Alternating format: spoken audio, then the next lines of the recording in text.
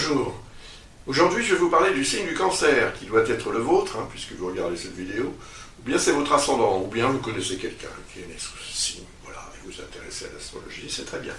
Donc, nous allons parler du signe du cancer en 2025, en fonction de certains transits planétaires, importants, bien sûr, autour du zodiaque, en lien ou en rapport, parfois en dissonance, parfois de façon très harmonique, avec le signe du cancer. Alors, depuis 2012, je vais commencer par là. Neptune transite en Poisson. Vous allez me dire qu'est-ce que ça a à voir avec le signe du cancer. Eh bien, on va le voir tout de suite. Neptune en est maintenant à la fin de son transit. Et donc, il a commencé en 2012, en février 2012, pour être précis. Maintenant, le signe des Poissons est un signe d'eau, comme le signe du cancer. Donc, il y a un lien harmonique entre les deux. Ça ne veut pas dire qu'un natif du cancer puisse vraiment s'accommoder d'un natif des Poissons, ça n'a rien à voir. C'est la symbolique des éléments qui est en accord. Vous avouerez très facilement qu'il est simple de mélanger de l'eau avec de l'eau. Donc, ce mélange ici, avec Neptune, est intéressant parce que, justement, Neptune représente le signe des Poissons. Donc, ça veut dire que depuis 2012, cette planète est dans son signe, où elle est beaucoup plus puissante. Elle est chez elle, c'est normal. Elle se sent bien. Et elle se sent bien vis-à-vis ou par rapport au signe du cancer. À d'autres signes aussi, d'ailleurs, mais là, on parle du cancer. Donc, je pense que c'est une période relativement longue, le transit aura duré, quand il va se terminer, il aura duré quand même 14 ans, au cours desquels une forme d'évolution a pu se produire dans votre vie, en lien avec vos aspirations les plus élevées. Ça a pu développer aussi une plus grande connexion avec la dimension spirituelle de la vie.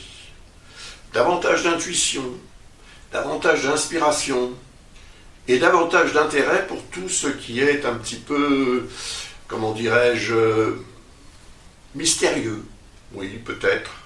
En tous les cas, relié à ce qu'on peut considérer comme étant source d'interrogation et également d'exaltation.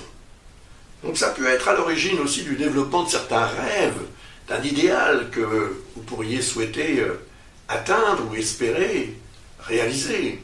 Un rêve qu'on veut réaliser, c'est fréquent, je veux dire, dans la vie, mais on n'a pas tous les mêmes moyens pour le faire. Neptune ne représente pas vraiment les moyens, d'ailleurs, de faire les choses, concrètement. Ça, disons que ça peut être davantage le rôle ou l'influence de Saturne qui va permettre ça. Et alors, on peut dire que vous avez de la chance, parce que Saturne est en Poisson également.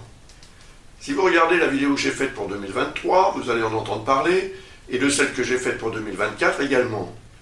En 2025, Saturne va continuer son périple dans le signe des Poissons, pour le terminer, cela dit. Son transit aura duré 2 ans et demi, environ.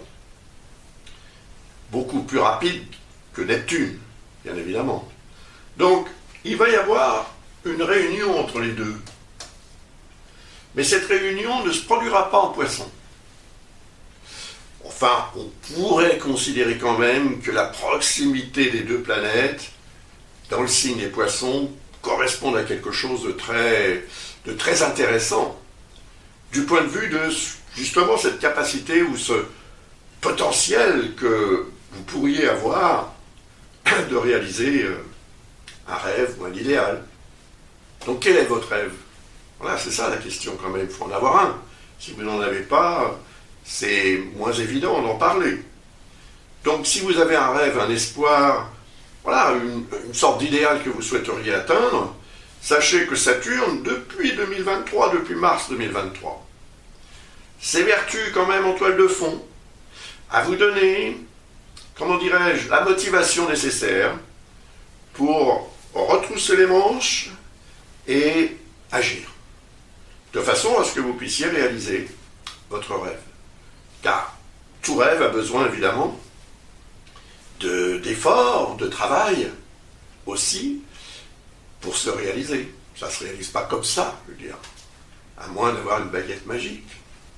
Et Saturne ne représente pas la baguette magique, Saturne représente vraiment le résultat des efforts qu'on fournit. Donc c'est vraiment le principe de cause à effet. Ce que vous faites aura un effet.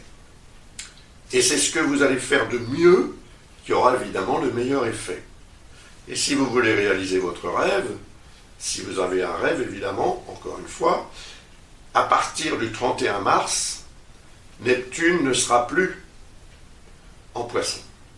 Neptune va passer quelques mois en Bélier. Donc, Neptune change de signe et ça va changer l'ambiance. Parce que le signe du Bélier, contrairement au signe des Poissons, est, comme on dit en astrologie, en dissonance avec le signe du Cancer. Signe d'eau, Cancer, signe de feu, Bélier. Pas évident de mélanger les deux, n'est-ce pas? Donc, sur cette symbolique-là, on s'appuie pour dire que tout élément qui se trouve dans ces signes ne sera pas vraiment en accord facile, spontanément, avec l'autre élément. Donc, Neptune va probablement déclencher quand même, en transitant en Bélier, une sorte de réaction en chaîne, en lien avec ce que vous pourriez obtenir avant le 31 mars, quand cette planète sera encore dans le signe des Poissons et tout à la fin du signe des Poissons. Le 25 mai, c'est Saturne qui va changer de signe pour passer en Bélier. Donc les deux planètes vont pratiquement se rejoindre et il y aura, on peut dire,